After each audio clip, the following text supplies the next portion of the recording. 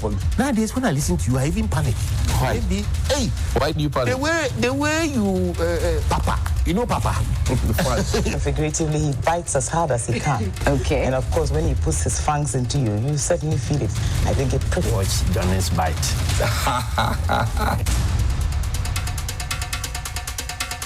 Bismillahir Rahman Rahim. Alhamdulillah Rabbil Alameen. Hasbunallah wa ni'mal wakil.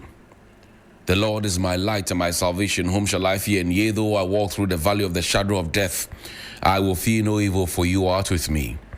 Thy rod and thy staff, they comfort me. Thou preparest a table before me in the presence of my enemies.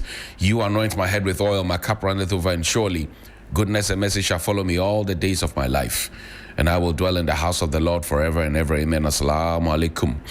It's Wednesday, the 15th of October. Welcome to Johnny's Bite. Let me pause and say thank you to Sonar Fashions in Tamale for my outfit. And you can reach him on 0246590162. That's 0246590162. And he will get something specially done for you as it does for me and Roland.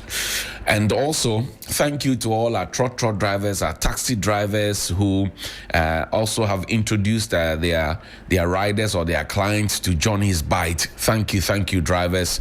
Thank you, motor riders. Thank you to all the bankers, the lawyers, the doctors, the engineers, the technicians, the plumbers, the masons, the carpenters, the food vendors, those who ride the school buses, and they've introduced the children and everybody else. Thank you very much. It's a national agenda, it's communal labor, and we are doing this together forever. Now, I want to talk and thank a gentleman who decided that he will put up a building, and the roofing is to the credit of the best media house you can find in the Republic of Ghana. Put it up there. I'm told it happened in Zebela, and he's roofed, and this is what it looks like. He loves TV3 to bits, and who doesn't love TV3? And by extension 3FM 92.7, and we want to celebrate it. Put a picture up there. That's it. Beautiful, beautiful, beautiful. And you can all be like this gentleman. We don't know his name yet, but we celebrate him and all those who also collaborated to get this done nicely. Charlie, this one there is a legacy building. I tell you what, it's a legacy building. That's TV3 Annex. TV3 Annex right there. And for those on radio, so this is a building, but the roofing has TV3 inscribed on it with a star. It's quite lovely, quite lovely. This morning, let me tell you about Rosebank International University College. They are here in Ghana from South Africa. They have all the necessary accreditation, and they run numerous programs that you should be interested in, and I will quickly guide you through. Let's put the images up there quickly so we can get to experience what the Rosebank International University, which is located here in Accra, Opebia, to be specific, is in the Opebia building, and you need to go there. It's a world-class university. It's in Ghana, finally, as part of the AdvTech Group, Africa's largest private education provider with 146 schools across 5 African countries and over 100,000 learners, partly owned by the World Bank through the IFC. Rosebank International University is fully accredited by the South African Qualifications Authority, the British Accreditations Council, GTEC in Ghana City and Guild, UK, and the Capsicum Culinary Studio. At Rosebank, what you get is they offer you a Doctor of Business Administration, DBA, a Master of Business Administration, Master of Science, and Master of Philosophy in Digital Marketing, Bachelor of Supply Chain Management, targeting professionals in freight forwarding, customs, etc. They also have hospitality and culinary arts available at diploma, undergraduate, and postgraduate levels. They have ICT, BSc Information Technology and Business Systems, and IT Computer Application Development, all carefully designed just for you. And you can visit them at www.riuc.edu.gh,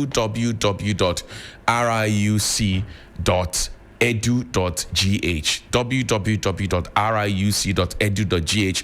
You're calling from outside Ghana, prefix your number with +233 307 007 800. That's +233 307 007 800, or if you're in Ghana, that's 0307 007 800. That's 0307 007 800. And they inspire excellence. I call them the adult Montessori. Apply today.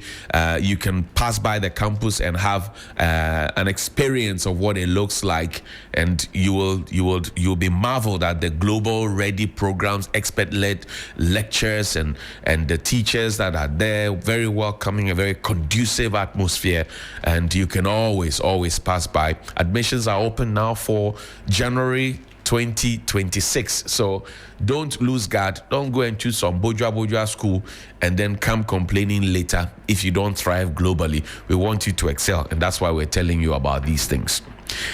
Now, having spoken to you about Rosebank, let's talk about, yesterday I introduced you to a book, The Bogus Informant, by the legendary KB Quanson, former director of NACOC, or NACOB as it was then. He set it up. He's a former commissioner of police, former head of the BNI, former national security coordinator, and many other things. He's a security man. Now, he said something in 2003 that struck a chord yesterday as I read one of his books. He says, national security. The country is divided, regrettably. Society is polarized, very unfortunately. Our politics has increasingly become acrimonious, negative, and therefore unproductive. Over the years, our approach to national issues has been riddled with and undermined by blind political fanaticism and cheap tribal chauvinism.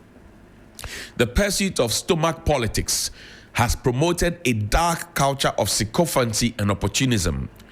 Decency, integrity, and honesty are drying up. Some of us would say anything, support anything, and do anything so long as that will reap us personal dividends. It really would not matter how ridiculous, how bizarre, and how senseless that position is. The national interest has been brutalized by these negative tendencies. I take it again. The country is divided, regrettably. Society is polarized, very unfortunately. Our politics has increasingly become acrimonious, negative, and therefore unproductive. Over the years, your approach to national issues has been riddled with and undermined by blind political fanaticism and cheap tribal chauvinism. The pursuit of stomach politics has promoted a dark culture of sycophancy and opportunism. Decency, integrity, and honesty are drying up. Some of us would say anything, support anything, and do anything so long as that will reap us personal dividends. It really would not matter how ridiculous, how bizarre, and how senseless that position is. The national interest has been brutalized by these negative tendencies. I want to relate it to the death of my late colleague Ahmed Suale, investigative journalist who worked with Tiger IP, and yesterday I learned with a lot of shock and pain that the Medina District Court has discharged lead suspect in the alleged killing of Ahmed Suale after Attorney General discontinued the case. The question we want to ask the Attorney General this morning is why? We were in this country when Ahmed Suale and his boss Anas Aremeya Anas, and now OSP, who was his lawyer for Anas Aremeya Anas, and all the people who worked with them, doing some great work, exposing a lot of rot in this country. Rot that you and I did not know about. Rot that the BBC thought that the talent of put Suale's picture there. Don't put my face there. I'm not Suale. Rot that you would never have known about. Rot that even the BBC thought it was necessary to collaborate with Anas Aremeya Anas to go around the African continent and many other places to go and bring you exposés, all in furtherance of our development as a people. To be in the know. right? So that we'll be in the know. Then we had a sitting member of parliament who later became the chairman of the defense committee in parliament.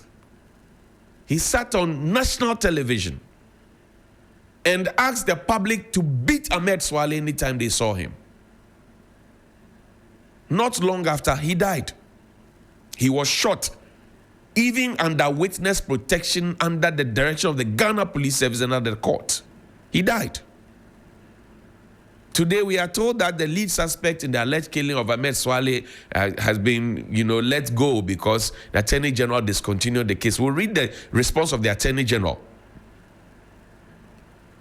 But can somebody remind me at any point when that MP who now wants to become president, was he ever invited by the police to come and answer questions regarding Ahmed Suale's death?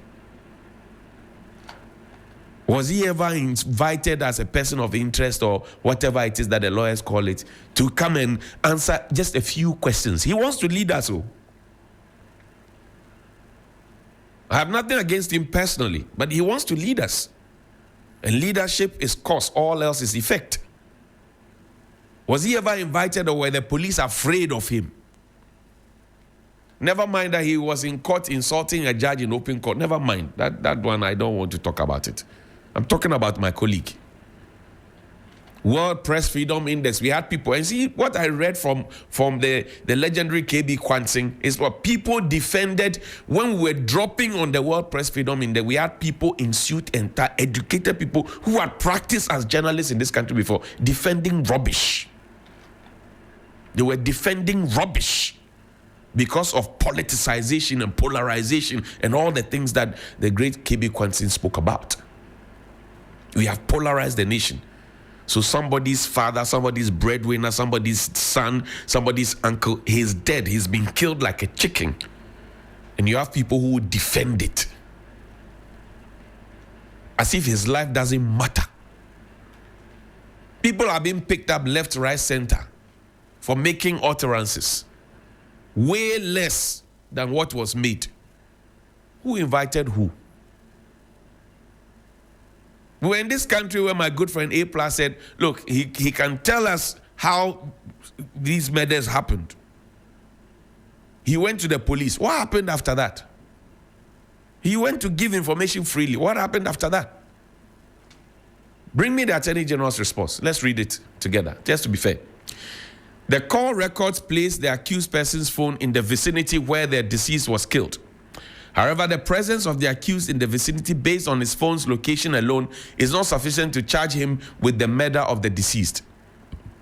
Though it is stated in the police report dated 30th April 2025 that the accused was in the vicinity of the deceased on the day of the killing to monitor his movement, that remains an inference until further evidence is discovered. Additionally, none of the sketches of the assailants generated by the police based on the vivid descriptions of eyewitnesses resembled the accused person. Neither has the investigation established that the accused was one of the assailants who shot the deceased. Neither has the investigation established that the accused was the one of the assailants who shot the deceased, although the accused person could be an abettor. There must be adequate evidence to show that he was in the vicinity to abet the murder of the deceased. The evidence presented to this office is, therefore, not sufficient to charge the accused person with abetment to murder and murder. This is the Attorney General. This is what they took to court based on what the police had given to him. So Ahmed Suale, come to me. Ahmed Suale goes to add on to JB Danko Edu, whose death has not been fixed. Goes on to add to Hayford Kwanzaa, whose death has not been identified. Reverend Nabemado, Openya Jekum. Openya Dade, and many, there's a plethora, Roger Kumsik, plethora of them, cold cases. But I tell you that I have lived in this country. When Kweku Ninja and Tola were killed in Ablekuma, policemen were killed in Ablekuma and buried underwater, our police, they found them. The 3 Takrady girls who were killed and kept in a manhole were found. If the police wants to find, they will find. More so when he was under witness protection. Does it put the life of journalists at risk? Yes. I want to hear my GJ, not that we condemn, and certain things, blah, blah, blah, toothlessness. No. I actually want to hear real stuff. Because this will become a threat to investigative journalism.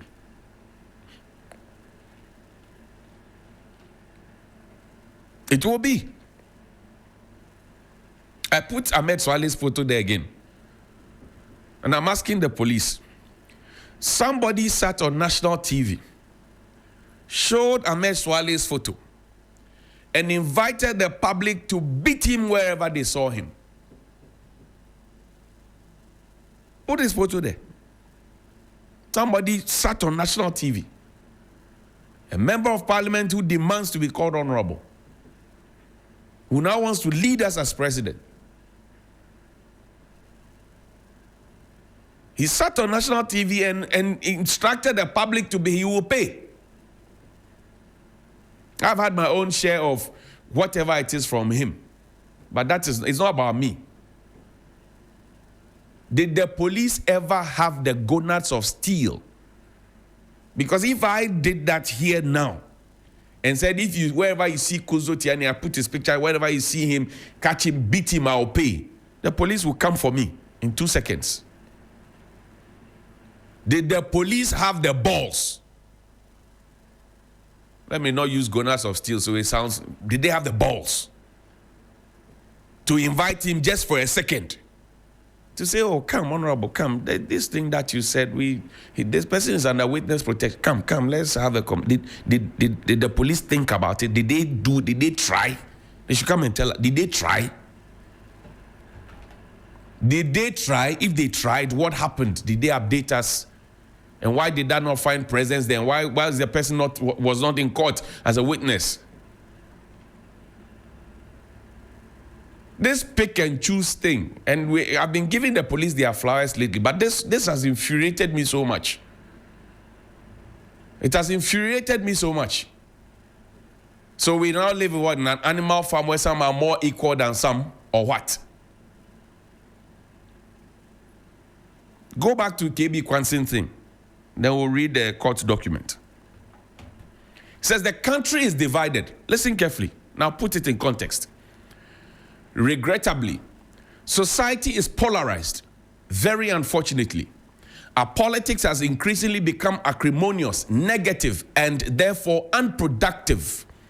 Over the years, our approach to national issues has been riddled with and undermined by blind political fanaticism and cheap tribal chauvinism. You see why some are calling for the leadership of the police not to be chosen by political leadership, but for us to have an independent commission that will then determine who leads the police. Because if you are appointed by political leadership, same things that Dr. Ben Agodjo said, his promotion was delayed, he was kicked out of the police, he was literally humiliated because he made this point. Today, his glory has been given to him belatedly. But we know in this country that the political class have a hold. And if you're a security person and the political class is 10 left, about 10, right 10, left 10, keep still, show dead arms, present arms, or dead arms, then you are doing it like some zombie. You become like a zombie. Unfortunately, there are many who will not cave in, but many people cave in. Many security people cave in. To the point where you have a corporal telling a chief superintendent that enya na only me ba service ni only me ba and also me jinaha anti me jinaha. The impudence and disrespect. My father says, if you don't respect the man, respect the rank and the uniform. Corporal to chief superintendent. He knows that it is being videoed. He didn't care less. That is how we have reduced it to. Take me back. The pursuit of stomach politics has promoted a dark culture of sycophancy and opportunism. Decency, integrity, and honesty are drying up. Some of us would say anything, support anything, and do anything, so long as that will reap us personal dividends. It really would not matter how ridiculous, how bizarre, and how senseless that position is. The national interest has been brutalized by these negative tendencies. KB Quantin, 2003. Find me the DVLA's document, please. The Driver and Vehicle Licensing Authority announces to the general public that effective tomorrow, October 15, that's today, 2025, all activities of the compliance team in relation to fines on our roads are suspended till further notice. The compliance enforcement exercise, which was intensified and carried out on our roads to promote regulatory compliance, was aimed at ensuring that vehicles and drivers adhere to legal requirements to be on our roads. However, the authority, upon further consultation and feedback from the public, announces the suspension of this activity in order to allow for an extended engagement on the matter before reintroducing the compliance team on our roads. Although committed to ensuring safety on our roads, we equally appreciate the fact that the general public must be adequately educated to fully appreciate the responsibilities unapproved conducts on our roads can come with. The general public is specifically informed that this exercise is in relation to the fees and charges that were being enforced by the compliance team. This press release does not in any way suspend the legal requirements for drivers and vehicles to use our roads. Thank you, DVLA. DVLA, good morning to you, Mr. Nikwe Logas. You should have done this public education before you rolled out this compliance. That's the first one. Number two, those whose monies have been collected, would they be refunded? Number three, you are asking us to be good citizens, to have the legal requirements and everything to be on the roads. Have you seen the roads? Have you seen the potholes? Have you seen the absence of traffic lights? Have you seen the absence of street lights? Have you seen the absence of road markings? Have you seen all the things that are going on? I agree with you if you want to arrest the aboboyas and some of the rickety trotros and some of the reckless drivers. I agree with you. Because some of them drive as if they are headless chickens. Some of the motor riders, oh man, too bad. They ride anyhow. Some of the trotros don't also have traffic indicators. They want to turn left and they stretch out their hand. Whether you are ready or not, they are moving out. They don't care, whatever happens. So if you want to arrest those people, fine. But there are also those who have done everything, ticked every box. And the roads are messing up their vehicles. How are you taking care of those people? It's a question that you must answer. Take me to fire service, please, quickly. We'll end with the court document. Show me the letter, please, from the Ghana National Fire Service. I want to read the letter that yesterday came. Quickly, Kuzo. I want to read the letter that came yesterday. And yesterday I read a letter from the Ghana National Fire Service for you, demanding that recruits and officer cadets and even those in service pay a certain amount. Now, this is the letter. It's dated the 9th of October to all regional fire officers. It says, due to funding challenges, recruits, cadets, and existing personnel who went for training were made to pay something to subsidize their feeding costs for the period of their training. The attached list of personnel are officer cadets and other ranks who still owe feeding fees. They owe feeding fees. It's not school feeding program, by the way. The list has been grouped into two categories. Appendix A contains the list of personnel who still owe but will be deducted from their accounts directly by their various banks. And B contains the list of personnel who to make cash payments for the amount owed. Payments can be made at the salaries office headquarters or directly paid into the service account below. It's stated there. Now, find me the prospectus. There are two prospectus, one for the officer cadet and one for the one for enlistment, one for recruitment, one for the other ranks. Now, yesterday I spent time perusing the prospectus of the Ghana National Fire Service. If you want to go and serve, this is for officer cadet. It talks about a pair of this white t-shirts. I mean, regular things that they would demand of the three or more. A pair of plain white socks, 3 or more. A pair of black socks. Put the document up there, please. Pair of plain white sneakers or kambu, 2. Metal bucket, size 32. It lists all these things. Find me the recruits one as well. It said nowhere in this document about feeding fee. It didn't say anything. Same. This is the prospectus also for the other ranks, right? And we don't have too much time, so I can't go through it. But a large size black kiwi shoe polish and a brush, pair of black shoe for church service, pair of soup bowl and flat plate. Put the document up. Pair of soup bowl and black plate. And then cutlery sets, blanket, white plain singlet, and suitcase, and then a white pillowcase, all of those ones.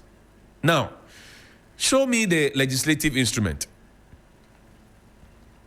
Put the legislative instrument out. The legislative instrument that guides the Ghana National Fire Service. LI 2415. LI 2415. Now go up. I want to read the portion that talks about training and feeding. Thank you. Section 31. Recruitment and enlistment into the service.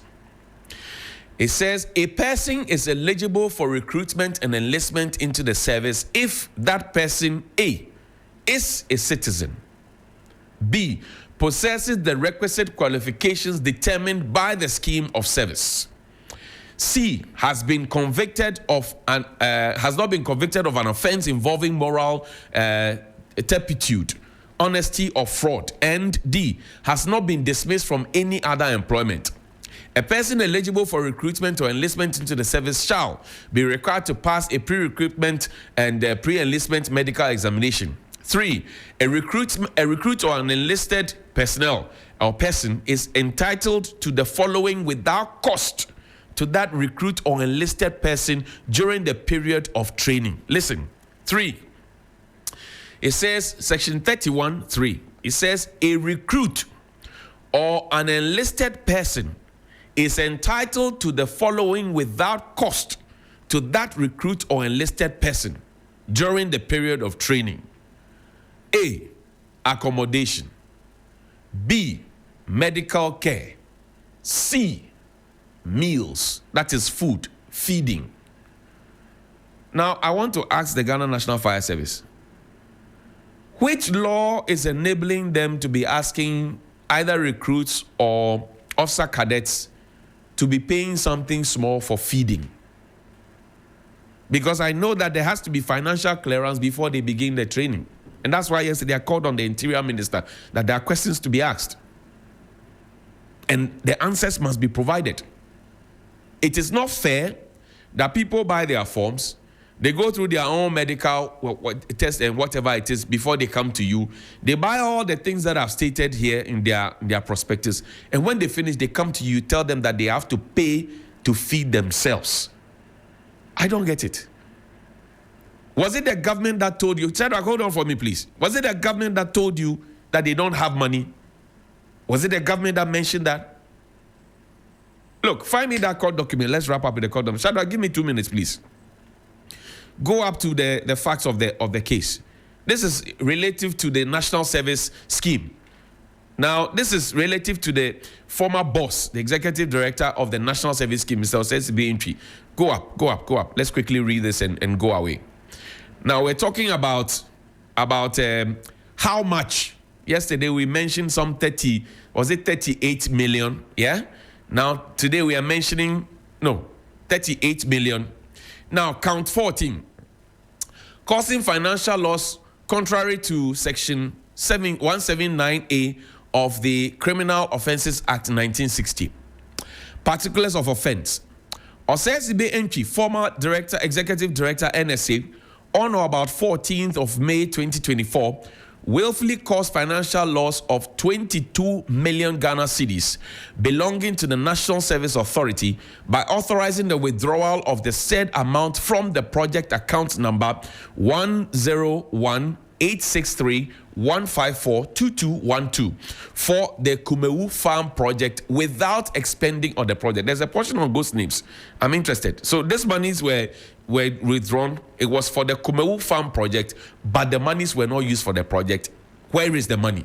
That's what the Attorney General is finding. Now, it says that stealing and contrary to section 124(1) of the Criminal Offences Act 1960, Act 29, statement offence. It says Osesibe Entry, former executive director of the NSA, On or about 11th of September 2023, in the Greater Accra region, dishonestly appropriated the sum of 516,000 Ghana cedis belonging to the National Service Authority. There's count 4. Stealing contrary to Section 124, still 1960 Act 29. Osei Benchi, former Executive Director of the NSA, on or about 26th of October 2023 in the Greater Accra region, directly, dishonestly appropriated. We've read this already, Kunzo. I want to see the ghost names portion, Kunzo. There's a 60,000 ghost names list that the Attorney General says that Mr. Osei Benchi actually engaged in. And that cost us how much? If every national service person was even getting, 500,000, 500 cedis times 60,000 ghost names, that's a whopping one. And you ask yourself, is Ghana really broke? Is Ghana really broke? Yesterday, somebody was asking me to ask my ADB bank, my own ADB bank, where I keep my small coins that I'm paid. Said I should ask them how was the loan acquired and how is the loan being paid back, for example. He asked me to ask, how is the loan being paid back? And what method did they use? And the quality assurance team at ADB, what levels of work did they do? If they could beat Gibbs and the machine and the software, really? Now listen. Osei Benchi, former Executive Director, NSA, between August 2021 and February 2025, willfully caused financial loss of 500,861,744 Ghana cedis and 2 pesos. 500,861,744 Ghana cedis and 2 pesos belonging to the National Service Authority by authorizing payments of allowances to in excess of 60,000 non-existent ghost national service personnel. We spent money to launch a software. We bragged about it. It was left by Dr. Digital. He told us that the software was going to be able to help us to stop ghost names generation. Now the Attorney General is telling us that the software was the same thing that was used to generate the ghost names. 60,000 ghost names for one person. His deputy got about 10,000 ghost names, 9,934 ghost names. So these ghosts, do they come from Awudome? Or do they come from Osu Cemetery? Or do they come from Gethsemane? Or where do they come from? Or they return into this world when they leave? Here ends my sermon. Please call me 055-924-2717 and 055-691-0154. Atasa Ghosts. Good morning.